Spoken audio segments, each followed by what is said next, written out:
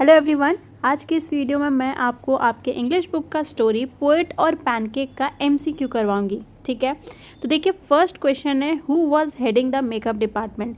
जो Gemini studio था उसमें कई डिपार्टमेंट थे, जिसमें से एक मेकअप डिपार्टमेंट था। तो मेकअप डिपार्टमेंट का हेड कौन कर रहा था? तो देखिए, तो पहले मेकअप डिपार्टमेंट को हेड करते थे एक बंगाली, और बाद में जा कर के एक महाराष्ट्रियन जो है उसको हेड करने लगे। तो इस क्वेश्चन का करेक्ट आंसर है option number D. Next question है, why was Subbu a trouble shooter. Trouble means होता है मुसीबत, शूट मतलब क्या होता है? गोली मारना, ख़त्म करना। तो मुसीबत को ख़त्म करने वाला ट्रबल शूटर सुब्बू को क्यों कहा जाता था? क्योंकि सुब्बू जो है ना हर प्रॉब्लम को रिजॉल्व कर देता था, उसमें प्रॉब्लम रिजॉल्विंग क्वालिटी थी। तो इस क्वेश्चन का भी correct answer option number D है। नेक्स्ट क्वेश्चन है, When did MRA visit Madras. तो MRA मद्रास कब आया था? तो हमें याद रखना है कि MRA जो है 1952 में MRA आया था। ठीक है, 1952 में। और अगर पूछा जाएगा जेमिनी स्टूडियो कब स्टैब्लिश हुआ था, तो 1940 में। क्वेश्चन नंबर 4 है, how was Kothamangalam Subbu treated in the Gemini studio. जो कोथामंगलम सुब्बू था, जिसे जेमिनी स्टूडियो का नंबर 2 कहा जाता था, उसे कैसे ट्रीट किया जाता था? तो उसे बहुत ही हाई रिस्पेक्ट के साथ ट्रीट किया जाता था। इस क्वेश्चन का भी correct answer option number D है। नेक्स्ट क्वेश्चन है, how does the author come to know that English author was Stephen Spender. Gemini Studio में एक बार एक इंग्लिश ऑथर आए हुए थे जिनका नाम था स्टेफन स्पेंडर। तो ऑथर को स्टेफन स्पेंडर के बारे में बाद में कहाँ से पता चला? तो एक किताब से, जिस किताब का नाम था द गॉड दैट फेल्ड, जिसको 6 राइटर्स ने मिलकर लिखा था, जिसमें से एक राइटर ही थे स्टेफन स्पेंडर। नेक्स्ट है, what is the example of national integration in poets और पैनकेक। जो पोएट और पैनकेक स्टोरी है, इसमें राष्ट्रीय एकीकरण का उदाहरण हमें कहाँ देखने को मिलता है? तो हमें ये देखने को मिलता है मेकअप डिपार्टमेंट में। जो मेकअप डिपार्टमेंट था, इसमें जो है हमारे देश के अलग अलग हिस्से के लोग काम करते थे, अलग अलग धर्म जाति के लोग काम करते थे। नेक्स्ट क्वेश्चन है, who emitted the scenes of sunset and sunrise of Jotham valley. देखिए 1952 में MRA आया हुआ था जेमिनी स्टूडियो। ठीक है, तो जब MRA आया हुआ था जेमिनी स्टूडियो, तो उन्होंने 2 नाटक यहाँ पे किया था। एक का नाम था जोथम वैली और एक का नाम था फॉरगॉटन फैक्टर। तो जब जेमिनी स्टूडियो में उन्होंने ये प्ले किया, तो वहाँ के लोग इससे बहुत ज़्यादा इन्फ्लुएंस हुए, और उसके बाद जितने भी तमिल प्ले हुए, तमिल नाटक हुए, वो उस चीज़ का नकल उतारने लग गए। ठीक है, तो जोथम वैली का एक सीन था सनसेट और सनराइज का, उसे कौन नकल उतारने लग गए? तो सारे तमिल नाटक। ठीक है, चलिए नेक्स्ट क्वेश्चन है, why was Subbu consider number 2 at Gemini Studio. देखिए, जो जेमिनी स्टूडियो था उसके नंबर 1 कौन थे? तो SS वसंत थे। ठीक है, सुब्बू क्या था? तो सुब्बू नंबर 2 था। उसे नंबर 2 क्यों कहा जाता था? क्योंकि वो बहुत ज़्यादा क्रिएटिव इंसान, उसमें बहुत ज़्यादा क्रिएटिव स्किल्स थी। तो इस क्वेश्चन का correct answer option number C है। नेक्स्ट क्वेश्चन है, the boy in the makeup room was jealous of whom. देखिए, मेकअप डिपार्टमेंट में ना एक ऑफिस बॉय काम करता था, और वो बहुत ज़्यादा जलता था। किससे जलता था? सुब्बू से बहुत ज़्यादा जलता था, क्योंकि सुब्बू बहुत ज़्यादा सक्सेसफुल हो गया था, नंबर 2 बन गया था, और बॉस से यानी कि SS वसंत से बहुत ज़्यादा क्लोज था। हालांकि सुब्बू और ऑफिस बॉय एक ही टाइम पे जेमिनी स्टूडियो ज्वाइन किए थे। नेक्स्ट क्वेश्चन है, why was the author praying for crowd shooting at all times. इस स्टोरी के जो ऑथर है उनका नाम है अशोका मित्रन। ठीक है, और अशोका मित्रन जो है वो हमेशा चाहते थे कि क्राउड शूटिंग हो, यानी भीड़ ये सब का शूटिंग हो। ऐसा वो इसलिए चाहते थे क्योंकि जो ऑफिस बॉय था ना, वही क्राउड का मेकअप करता था।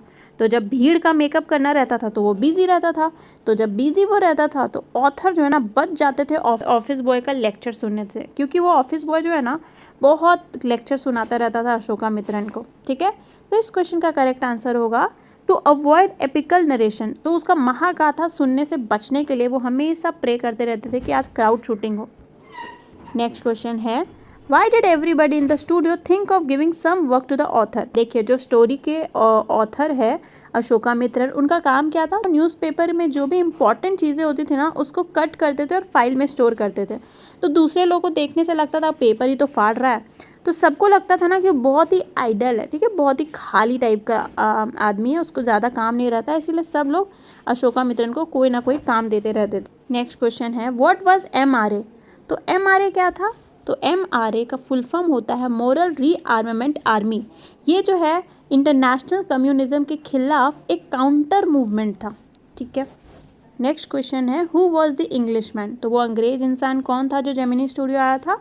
तो इस क्वेश्चन का करेक्ट आंसर है स्टेफन स्पेंडर। स्टेफन स्पेंडर जो है वो एक पीरियोडिकल का भी एडिटर था, उस पीरियोडिकल का नाम था द इनकाउंटर। इसके अलावा उसने एक किताब भी लिखा था जिस किताब का नाम था द गॉड दैट फेल्ड, ठीक है। नेक्स्ट क्वेश्चन नंबर 15 है फॉर हुम was Gemini studio making films. तो जेमिनी स्टूडियो फिल्म बनाता किसके लिए था?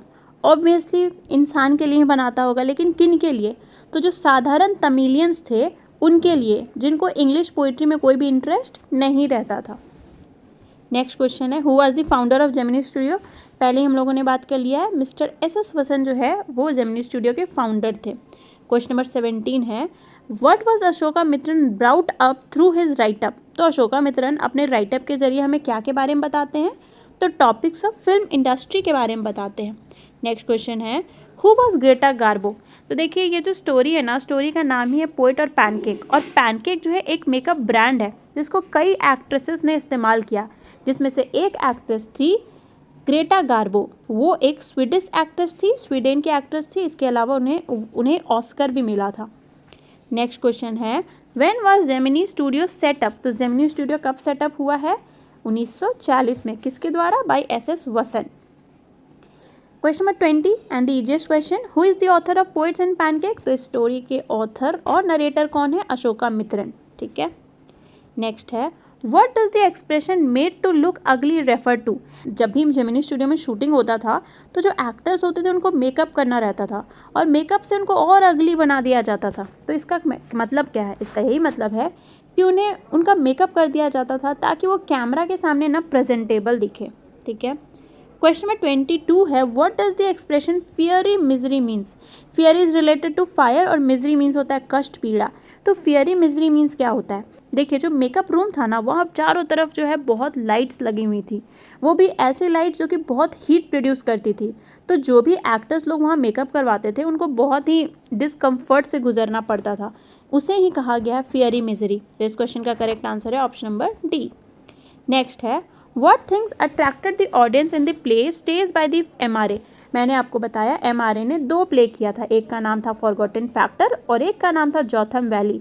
तो लोग जो है वो क्या से अट्रैक्ट हुए थे?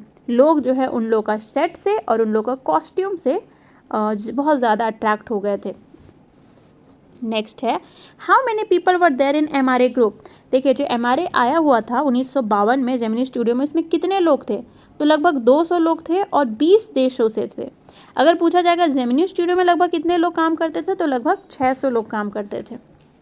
Next and the last question why was Subbu termed as many sided genius. Subbu को ना मेनी साइडेड जीनियस बोला जाता है, क्यों? ऐसा इसलिए क्योंकि कई चीज़ों को क्रिएट कर पाता था और कई चीज़ों को मैनेज कर सकता था। तो इस क्वेश्चन का करेक्ट आंसर है ऑप्शन नंबर डी।